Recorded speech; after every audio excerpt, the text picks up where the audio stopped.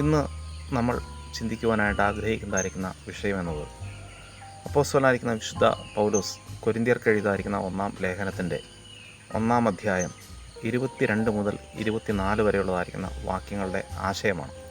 അത് ഇപ്രകാരമാണ്: യഹൂദന്മാർക്ക് ഇടർച്ചയും ജാതികൾക്ക് ഭോഷത്വവും. ആരെക്കുറിച്ചാണ് പറയുന്നതെന്ന് നമുക്കറിയാം. യേശുക്രിസ്തുവിനെയും യേശുക്രിസ്തുവിൻ്റെ രക്ഷണ്യ വേലയെയും കുറിച്ച് ഈ രണ്ട് വിഭാഗത്തിൽപ്പെട്ടവരുടെ കാഴ്ചപ്പാടുകളാണ് ഇവിടെ പ്രതിപാദിക്കുന്നത്. സമാനമായിരിക്കുന്ന ചില കാഴ്ചപ്പാടുകൾ ഈ രണ്ട് വിഭാഗങ്ങളെയും കുറിച്ച് നമുക്ക് ഇവിടെ കാണുവാനായിട്ട് സാധിക്കും. അത് അന്ന് മാത്രമല്ല, ഇന്നും. ഏറ്റവും പ്രധാനപ്പെട്ടതായിരിക്കുന്ന കാര്യം അവർ ധരിച്ചു വച്ചിരിക്കുന്നതായിരിക്കുന്ന ദൈവിക സങ്കല്പമാണ്. ഒരു വ്യക്തി ദൈവത്തെ വിശ്വസിക്കുന്നു എന്ന് പറയുമ്പോൾ പലപ്പോഴും താൻ തിരഞ്ഞെടുക്കുന്നതായിരിക്കുന്ന വിശ്വാസ മാർഗം എന്നത് തനിക്ക് സൗകര്യപ്രദം എന്ന് തോന്നുന്നതായിരിക്കുന്ന ഒരു മാർഗത്തെയാണ്. തനിക്ക് സൗകര്യപ്രദം എന്ന് തോന്നുന്നത് എന്ന് ഞാൻ പറഞ്ഞത് തൻ്റെ ബൗദ്ധിക തലത്തെ സ്വാധീനിച്ചതായിരിക്കുന്ന വിശ്വാസമാർഗം എന്ന നിലയിലല്ല, മറിച്ച് അതിൻ്റെ പ്രാഥമികമായിരിക്കുന്ന അർത്ഥത്തിലാണ്. പ്രാപഞ്ചികമായിരിക്കുന്ന യാഥാർത്ഥ്യങ്ങളെക്കാൾ ഇങ്ങനെയുള്ള കാര്യങ്ങൾക്കാണ് പലരും മുൻഗണന നൽകുന്നത്. ഇതിൽ ജീവിതത്തിലെ നേട്ടങ്ങൾ, ജീവിത പരിസരങ്ങളിൽ തനിക്ക് ഏറ്റവും സൗകര്യപ്രദമായിരിക്കുന്ന, നേരത്തെ സൂചിപ്പിച്ചതുപോലെയുള്ളതായിരിക്കുന്ന കാര്യങ്ങൾ, പാരമ്പര്യങ്ങൾ, ഇങ്ങനെയുള്ള പല കാര്യങ്ങൾക്കും, പിന്തുടർച്ചകൾ, ഇങ്ങനെ പല കാര്യങ്ങൾക്കും ഇതിൽ സ്വാധീനമുണ്ടാകും. തങ്ങളുടെ അന്തസ്സിനെ ചോദ്യം ചെയ്യുന്നതും സാമ്പത്തിക നേട്ടങ്ങൾ കവർന്നെടുക്കുന്നതുമായിരിക്കുന്ന ഈ വ്യവസ്ഥയിൽ നിന്ന് ഒരു മോചനം ഏതൊരു യഹൂദനും ആഗ്രഹിച്ചിരുന്നു.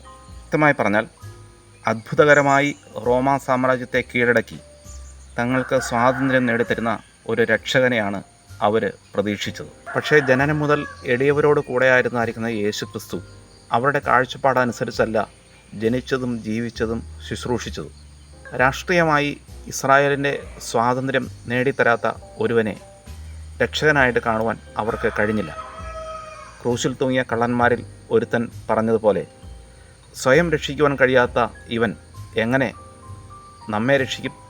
യവനന്മാർക്കും യേശുക്രിസ്തുവിൽ തങ്ങളുടെ ദൈവിക സങ്കല്പങ്ങൾക്കനുസരിച്ചുള്ളതായിരിക്കുന്ന ഒരു രക്ഷകനെ, ഒരു ദൈവത്തെ കണ്ടെത്തുവാൻ കഴിഞ്ഞില്ല. നമ്മുടെ പരിസരങ്ങളിലും പല ചിന്തകരും യേശുക്രിസ്തുവിൽ കാണുന്നതായിരിക്കുന്ന കുറവ് എന്നത് നിന്ദ്യമായ രീതിയിൽ യേശുക്രിസ്തു ക്രൂശിലേറ്റപ്പെട്ടു എന്നുള്ളതായിരുന്നു. ഇവരെല്ലാവരും ഒരുപോലെ പറയാൻ ശ്രമിക്കുന്നത് ലോകപ്രകാരം ശക്തിപ്രകടനം നടത്തുന്ന ഒരു നേതാവിനെ അഥവാ ഒരു ദൈവത്തെയാണ് തങ്ങൾക്ക് വേണ്ടത് എന്നത്രേ. നാം ഒന്ന് ഓർക്കുക, ലോകപ്രകാരമുള്ള ഒരു മാനുഷിക നേതാവിനും തൻ്റെ അധികാരമോ ശക്തിയോ എന്നും നിലനിർത്തുവാൻ കഴിഞ്ഞിട്ടില്ല. ഇവരെല്ലാവരും പരാജയമായി കണ്ട ക്രൂശ് തന്നെയാണ് ഇന്നും വിജയിച്ച് നിൽക്കുന്നത്. താഴ്ന്നവനെ വിജയിയായി കാണുവാൻ കഴിയാത്ത അഥവാ അങ്ങനെ പാകപ്പെടാത്ത മനസ്സുകൾ ഇന്നും നമ്മുടെ ഇടയിൽ ധാരാളമായിട്ട് നമുക്ക് കാണുവാനായിട്ട് സാധിക്കും. അപ്പോസ്തലനായ വിശുദ്ധ പൗലോസ് ഫിലിപ്പിയർക്ക് എഴുതിയ ലേഖനം 2-ാം അധ്യായം അതിൻ്റെ 7-8 വാക്യങ്ങൾ: ദാസരൂപമെടുത്ത് മനുഷ്യ സാദൃശ്യത്തിലായി തന്നെത്താൻ ഒഴിച്ച് വേഷത്തിൽ മനുഷ്യനായി വിളങ്ങി തന്നെത്താൻ താഴ്ത്തി മരണത്തോളം, ക്രൂശിലെ മരണത്തോളം തന്നെ അനുസരണമുള്ളവനായി തീർന്നു. അതെ, ക്രിസ്തു തന്നെത്താൻ താഴ്ത്തി ക്രൂശിലെ മരണത്തോളം അനുസരണമുള്ളവനായി തീർന്നവനാണ്. എന്നാൽ ജാതികളും യഹൂദനും ഭോഷത്വമെന്ന് എണ്ണിയതായിരിക്കുന്ന ക്രിസ്തുവിൻ്റെ ക്രൂശീകരണം തന്നെയാണ്, അതുവഴി ക്രിസ്തു തന്നെയാണ് അവസാനം വിജയിയായി തീർന്നത്. ഒരു കാര്യം നാം ശ്രദ്ധിക്കുക, ഏതൊരു വിജയത്തിനും പിന്നിൽ വ്യക്തമായിരിക്കുന്നൊരു പ്ലാനിംഗ് ഉണ്ട്, ഒരു സഹനമുണ്ട്, വലിയ പരിശ്രമമുണ്ട്. കർത്താവായിരിക്കുന്ന യേശുക്രിസ്തുവിൻ്റെ ക്രൂശീകരണത്തിലും ഇതെല്ലാം നമുക്ക് കാണുവാനായിട്ട് സാധിക്കും.